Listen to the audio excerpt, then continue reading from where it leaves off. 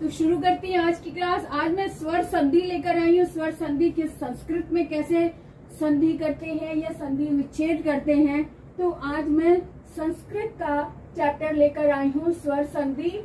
और स्वर संधि के संस्कृत में भेद 6 होते हैं, यानी दीर्घ संधि, गुण संधि, वृद्धि संधि, यण संधि, अयादि संधि, और छठा रूप है पूर्व रूप संधि। तो पूर्व रूप संधि को भी हम ध्यान से देखेंगे। दीर्घ संधि में जैसा कि शब्द से ही पता चल रहा है, दीर्घ यानी कि लंबी आवाज, जैसे आ, जिसको बोलने में 2 गुना समय लगता है। ई, ऊ, तो 2 गुना समय जिसमें लगता है वो वाली मात्रा इसमें लग जाती है, यानी कि बड़ा आ, बड़ी ई, बड़ा ऊ जहाँ लग जाता है वहां पर दीर्घ संधि होती है। जैसे काव्य और अंश और य मिलकर बड़ा आ बन गया और इससे शब्द बना काव्यांश। अब आते हैं गुण संधि। गुण संधि में अ और ई मिलकर ए बनता है, अ और उ मिलकर ओ बनता है। और जैसे उदाहरण हमने लिया रमा प्लस ईश, तो रमेश। आ और ई मिलकर ए बन गया और ए बनने के बाद शब्द बना रमेश। आगे आते हैं वृद्धि संधि। वृद्धि शब्द का अर्थ ही है कि वृद्धि होना। वृद्धि यानी कि जो पहले है उसमें थोड़ी सी वृद्धि, यानी मात्रा की वृद्धि हो जाना। जैसे ए में, छोटी ए में 1 सिंगल पाई लगती है और बड़ी ए में 2 पाई लग जाती है। ओ में 1 मात्रा होती है, जैसे ये है ए है, और बड़ी ए जब लगती है तब ये 2 पाई बन जाती है। ऐसे ही औ जब लगता है, बड़ा औ जब बनता है तब उसमें ये बड़ी औ यानी कि ये लग जाता है। तो वृद्धि संधि में इनकी वृद्धि हो जाती है, ये पाई की, ठीक है, यानी बड़ी ए और बड़ा औ बन जाता है संधि करने से। जैसे 1 प्लस 1, यहाँ पर ए छोटी ए है तो अ और ए मिलकर बड़ी ए बन गया, यानी बड़ी ए 2 पाई लग जाएंगी, एक एक, जैसे ये शब्द बना एक एक। इसी तरह से आगे आते हैं यण संधि में।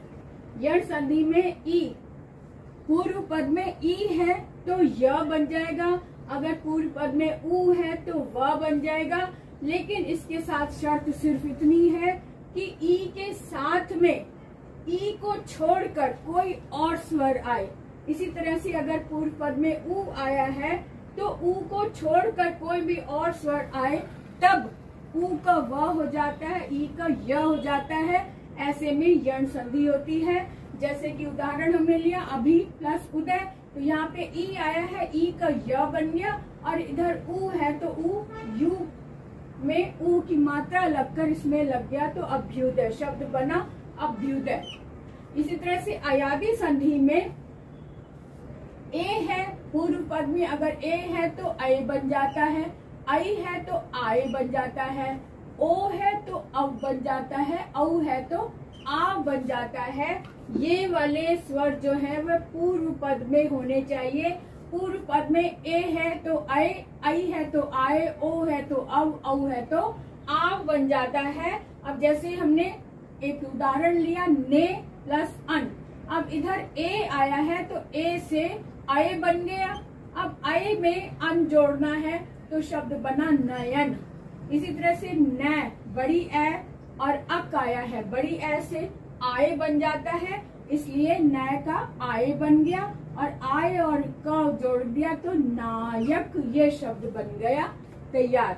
अब बात करते हैं पूर्व रूप संधि क्या है। पूर्व रूप में एक साइन दिया गया है जो अ के स्थान पर लग जाता है, उसकी बोलने में उसकी साउंड अ ही रहती है।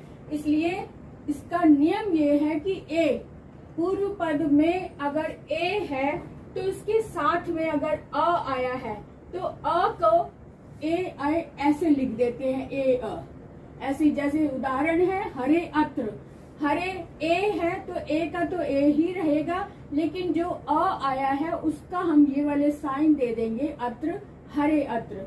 इसी तरह से अगर पूर्व पद में ओ आया है तो ओ के बाद अगर अ आया है तो अ को हम प्रॉपर लिखेंगे नहीं, लेकिन अ का साइन लगा देंगे। जैसे कि ये सो अहम आ गया, तो सो अहम है तो इस आ को हमने इस तरह से लगा दिया, सो अहम, ठीक है। तो ये तैयार हुआ। पूर्व रूप में ज्यादा कुछ सोचने की जरूरत नहीं है। उसमें पूर्व रूप में अगर ए है, ए के सामने अगर अ है तो अ को हम एस के साइन में बदल देंगे। अगर ओ है तब भी अ को हम एस वाले साइन में बदल देते हैं। इस तरह से सो अहम बोलेंगे, वही सो अहम।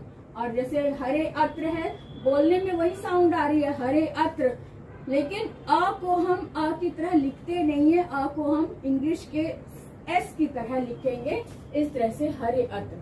तो ये तो हो गई हमारी स्वर संधि के 6 भेद।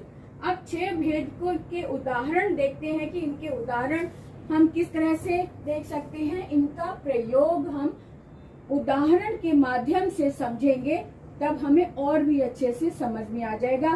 तो बने रहिए, आगे भी देखते हैं। इन संधियों के माध्यम से हम संधि करना और संधि विच्छेद करना दोनों सीखेंगे।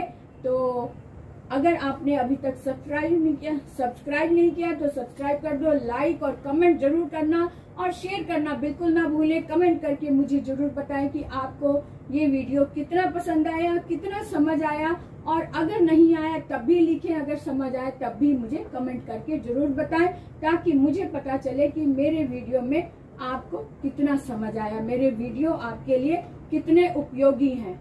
तो आज के लिए इतना ही, फिर मिलेंगे, बाय बाय।